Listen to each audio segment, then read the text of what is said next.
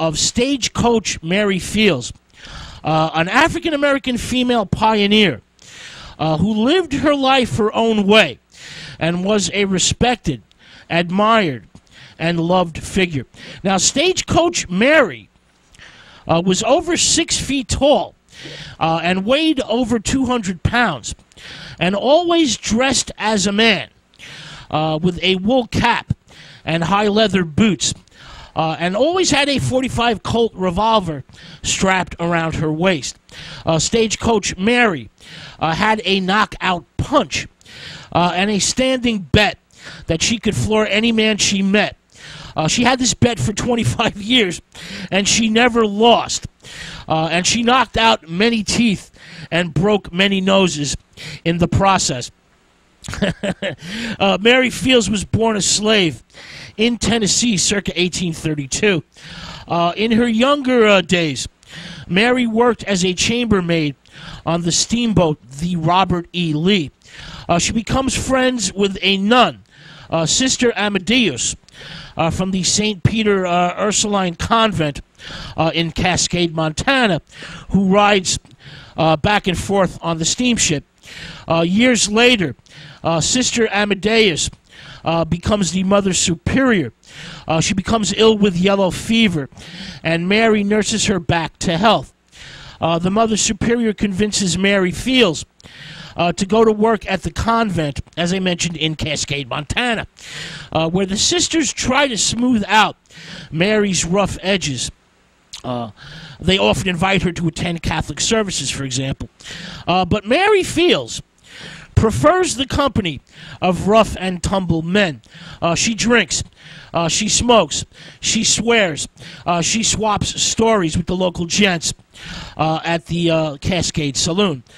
Mary has over time become a crack shot, and as I mentioned, walks around town heavily armed with a revolver and rifle. She's always ready for a fist fight, and as I mentioned, breaks lots of teeth and lots of noses with her knockout punch. Mary works at the convent for 10 years, where she not only washes clothes, but tends chickens and hauls supplies. She handles the wagon team all by herself, no matter what the weather or road conditions. Mary also handles the stagecoach in the town that brings visitors to the convent from the train station. One dark night, Mary is attacked by a pack of ravenous wolves.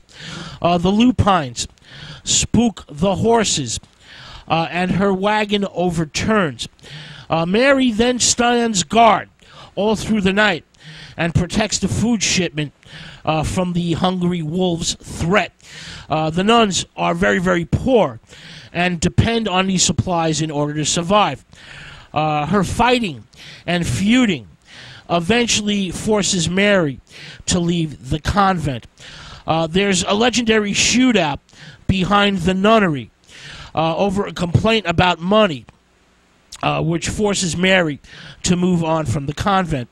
A disgruntled male co-worker complains that Mary makes $2 more per week than he does, and he makes the mistake of calling her an uppity Negro woman. I'm being polite here. He used the N-word, of course. The shootout happens next. It happens next to the sheep shed at the convent. Mary decides to go and ambush her complaining co-worker. She sees the man cleaning out the latrine, and Mary decides to simply shoot him right then and there and dump his body inside the latrine. But unfortunately, she misses, and he, of course, shoots back. The gun battle then rages on, bullets flying in every direction, until they both run out of ammunition. They both have their gun belts on, and they use every bullet that they have. Now, one bullet bounced off the stone wall of the nunnery and hits the disgruntled male co-worker in the ass. It hits him in the buttocks. The bullets also happen to fly past the convent's laundry room as well as the bishop's residence. The local bishop just happens to be visiting the convent when the shootout happens, and the gunfight ventilates his long underwear as well as his robes. The flying lead fills his clothes with many holes. The visiting bishop then decides to fire Mary on the spot and gives her complaining and wounded co-worker a sizable raise. The sisters, since Mary handles a wagon so well, arrange a new job for Mary, the Cascade mail route. The independent-minded and determined Mary soon develops a very good reputation for delivering letters and parcels, no matter what, even in bitter, raw blizzards and blazing heat. Later on, Stagecoach Mary, when she retires from the mail, takes in laundry and also runs an eating house.